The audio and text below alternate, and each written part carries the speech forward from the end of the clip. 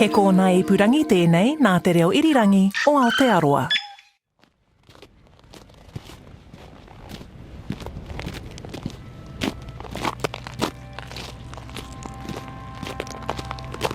The sound of a machine moving snow, which they do a lot of at Scott Base.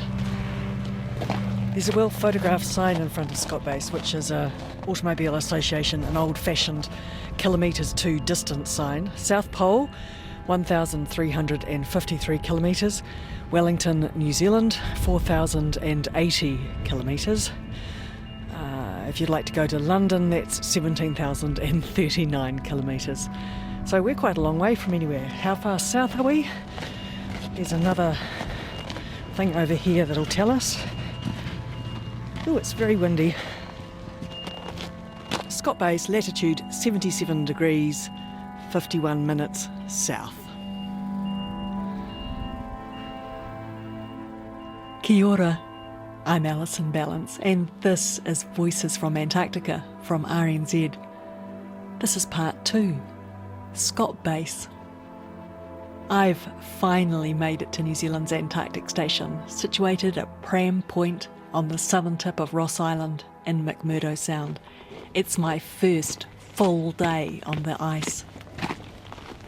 And now I'm heading back into the main Scott Base building, which is a long rabbit warren of different buildings. So -10 out here. I have cold knees at the moment because I'm not properly dressed.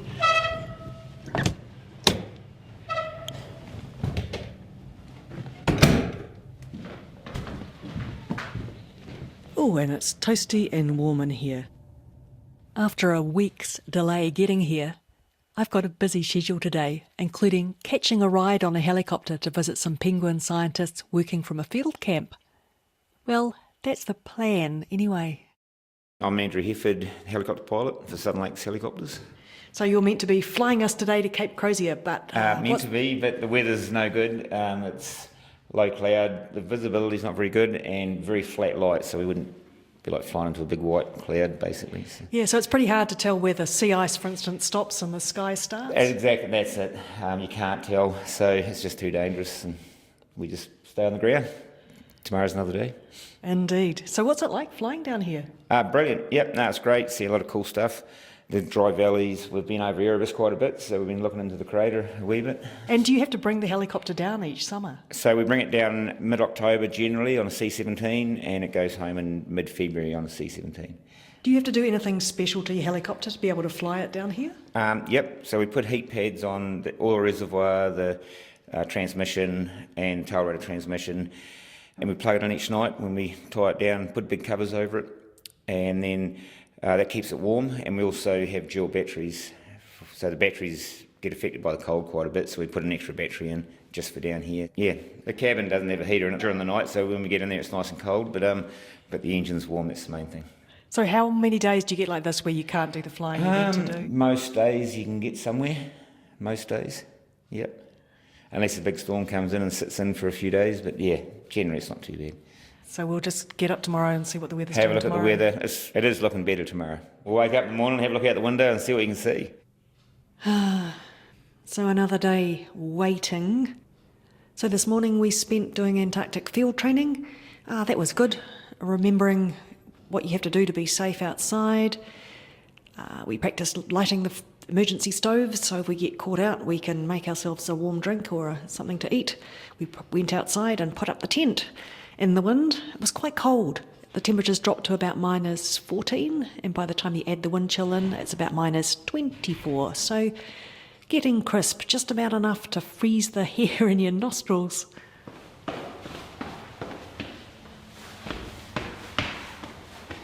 So I am just heading up to the field store, and I can see some Antarctic newbies getting ready to go camping, so I might go and ask them what it is they're up to.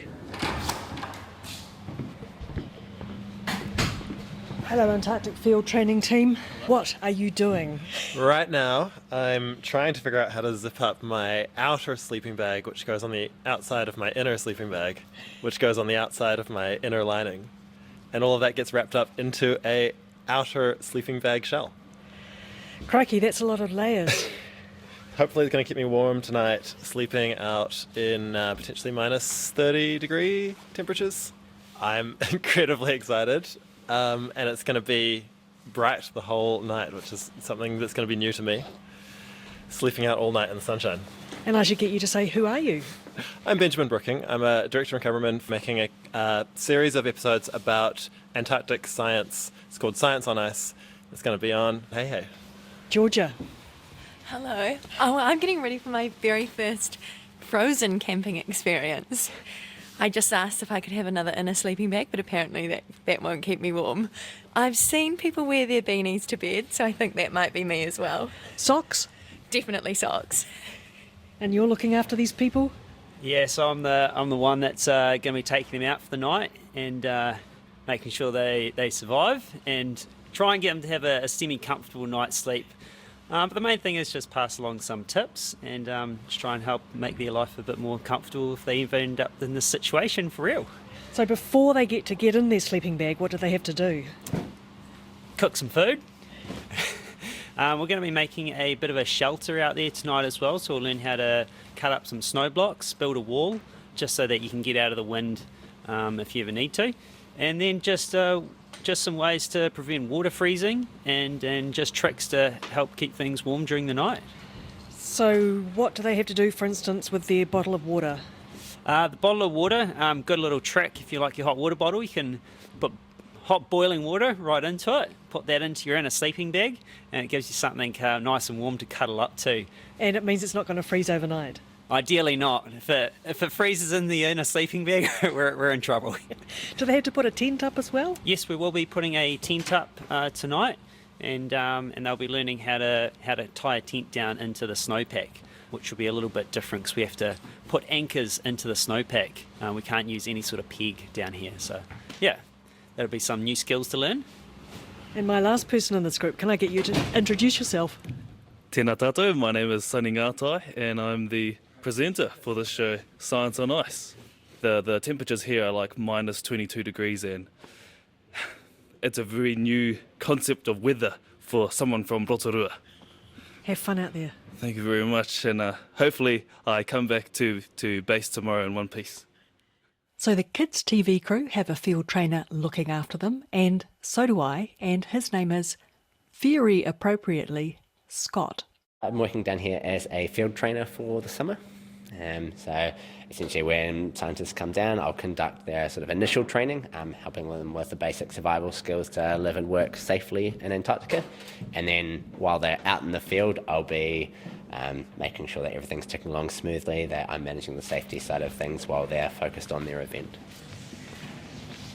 So which part of Scott Base are we in here? We're currently downstairs in the HFC, heading over towards the waste management side of area. So HFC's the Hillary Field Centre named after Sir Ed? That's the one.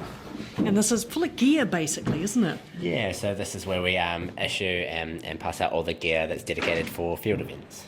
So everything from tents to sleeping bags to food to cookers. Everything you can think of. But there are some interesting rooms, which is to do with toileting in Antarctica, really. Yeah, toileting in the field in Antarctica is a little bit different. So I guess over here we've got the field toilet assembly closet.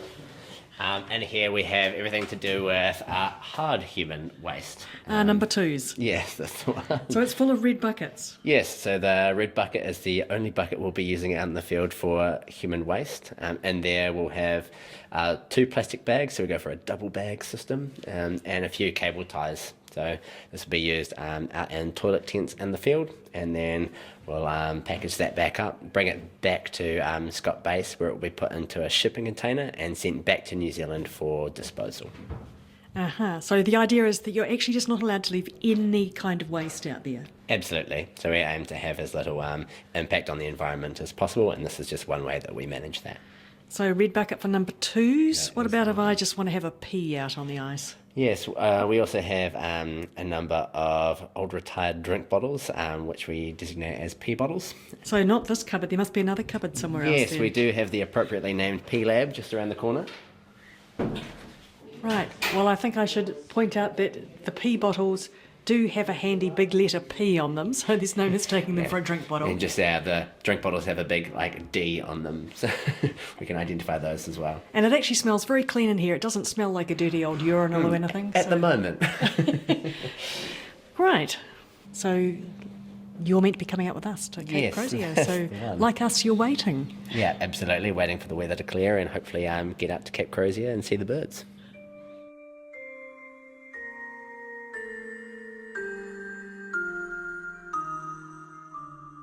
Well, I might have made it to Scott Base, but I am still waiting.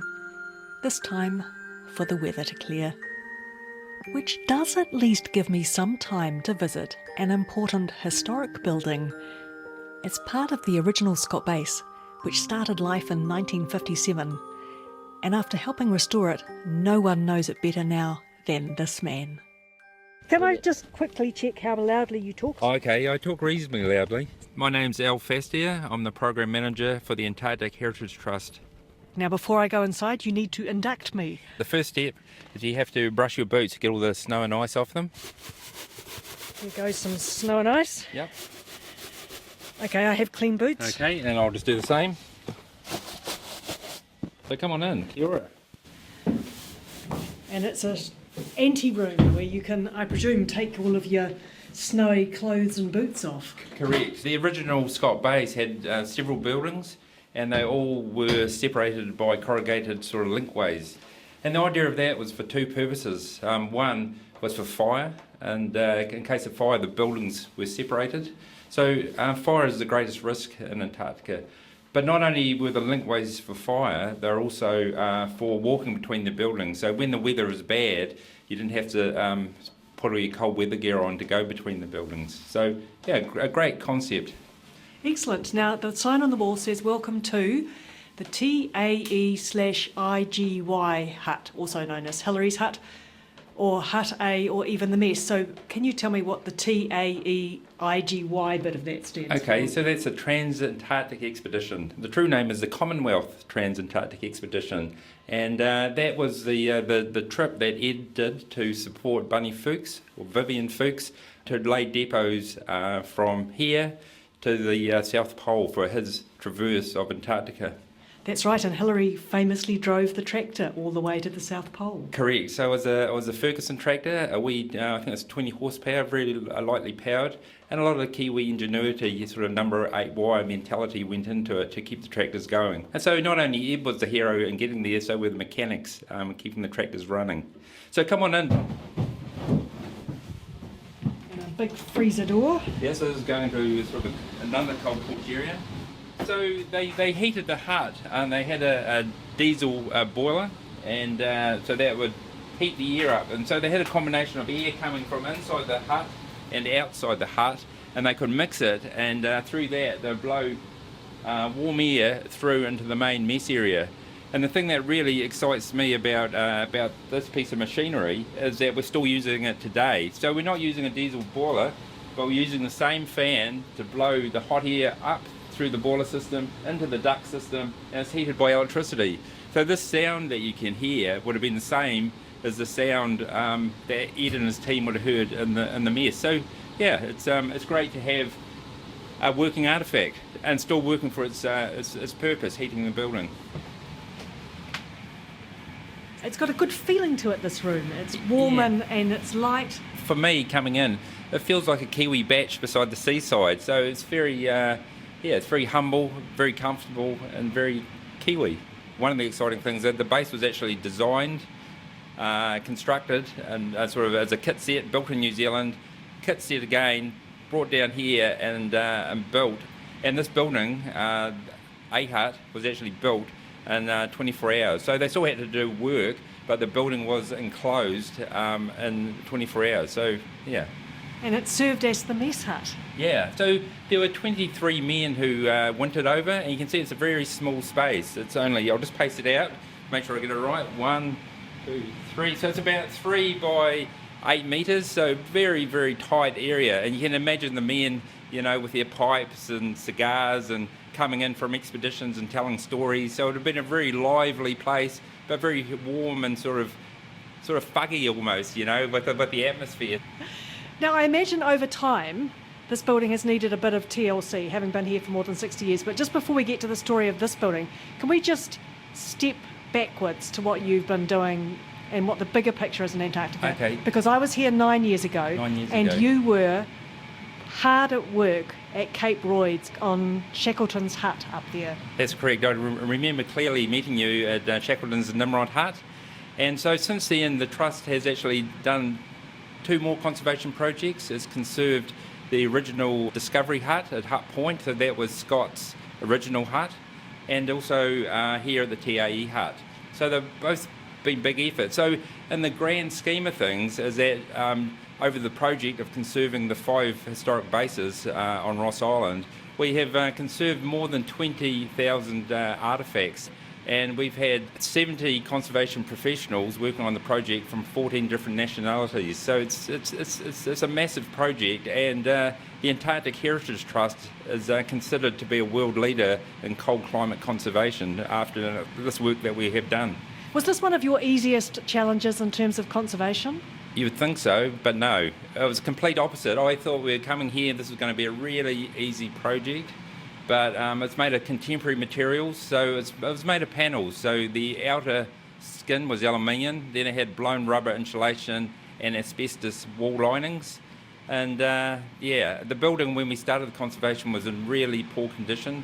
Some of the asbestos was friable, the roof would leak like a sieve, the carpet had diesel through it, and it was in a really, really poor state.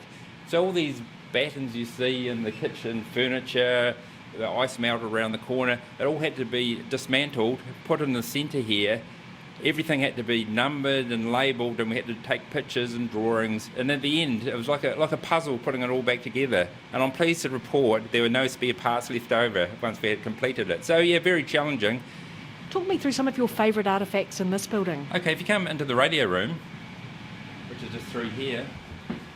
So once again, a small space. And the HF radios were used to talk to field parties for their safety, so they'd report in on a regular basis, but also to talk back to New Zealand. And I'm sure they had a regular scared back to talk to friends and families, but I'd imagine that those levels of communication would have been small. And that's probably the biggest change that I see in Antarctica from then until now is the level of communication. So we can jump on a computer and email each other, pick up a phone and talk, whereas it was pretty rare to be able to talk back home back in 57. And for the heroic period explorers, they would never talk back to home until they physically got back again. So, I know, they spent years away, didn't they? Yeah. It's a bit like going to Mars, I suppose, or equivalent. Yeah, but the fascinating thing is that those early huts, I mean, you're only talking about 100 years ago, just over 100 years ago. Correct. We all seem to think it's a long time, but it's not at all. Like this hut here, when Ed arrived in 1957, those heroic period historic buildings were about the same age as this hut is now. So it's a very short period of time. But coming back to your question, is my favourite artefact is this handheld anemometer. For measuring wind. For measuring wind speed. And so you got the cups here, and the wind would blow into the cups, rotate, and depending on the speed of the cups, on the readout here, you can see the different wind speeds, and you can see it's in miles per hour, not kilometres per hour. That's right, and it belonged to Vivian Fuchs. Yes, and that's what's so iconic. So he used this when he did the traverse across Antarctica. So not only is it a very special artefact, it's also very iconic.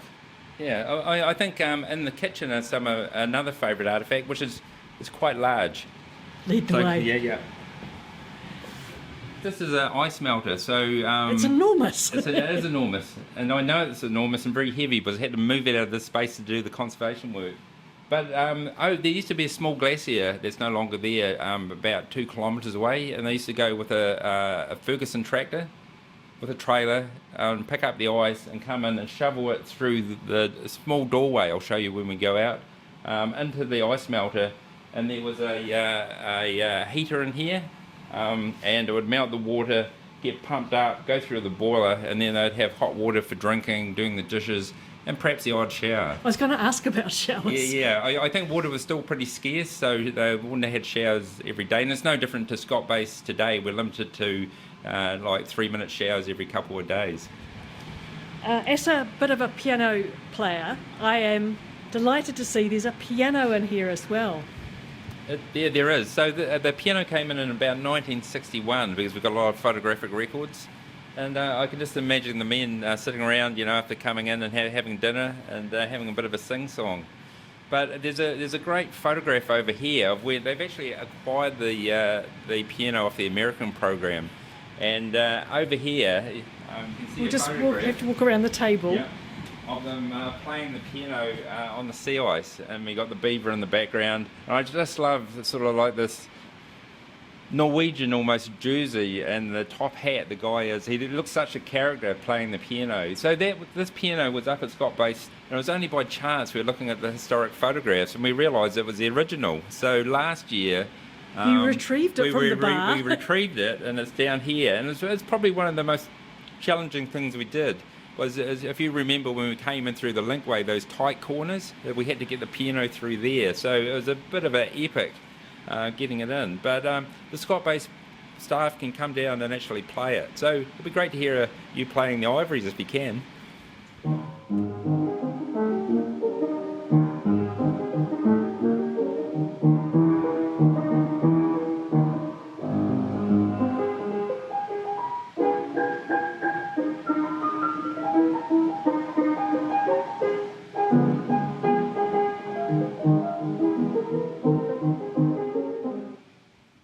Sorry about that.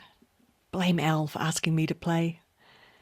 That was Scott Joplin, by the way. It's the only piece I can play from memory, and it kind of suited the piano.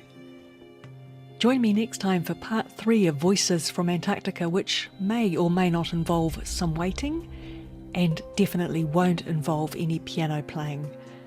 I'm Alison Ballance, and this RNZ podcast was made possible by Antarctica New Zealand, Scott Base staff, and Al Fastia from the Antarctic Heritage Trust.